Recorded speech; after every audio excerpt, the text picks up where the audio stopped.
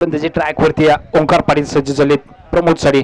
पहिलाच बॉल या बेसचा हुक करण्याचा प्रयत्न down the ball wicket keeper Swapnil Aswale कुठलीही चुकी करणार नाहीयेत मोठ्या विकेटचं मात्र या बेस पतन झालेलं पाहायला मिळत आहे पहिली विकेट तर मिळवून दिली आहे ओंकार पाटीलने आपल्या नावावरती पहिली सफलता मिळवली आहे पहिलं विकेटचं पतन फलंदाज Pramod back to the dog out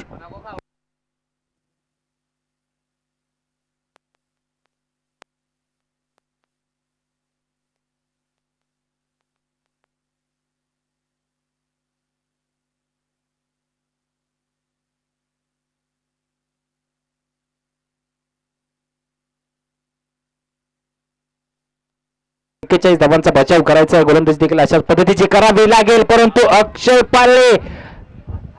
देखील तंबूच्या आश्रयाला जाताना पाहायला मिळणार आहे लगातारच्या 2 बॉल वरती 2 विकेट गमावलेल्या पाहायला मिळत आहेत मोठा धक्का लागलेला पाहायला मिळतोय युवराज स्पोर्ट्स असेगाव या टीमला आणखीन एक धक्का क्रमांक 2 Akshay Pale back to the dog out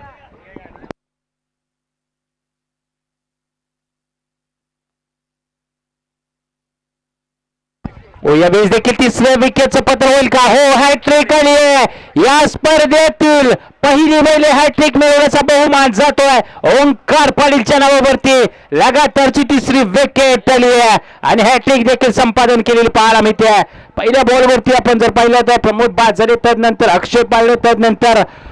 आपण जर पाहिलं तर प्रवीण सोने 3 मोठे धक्के दिलेले पाहायला मिळत आहेत ओंकार पाटीलने युवराज स्पोर्ट्स असेगाव या संघाला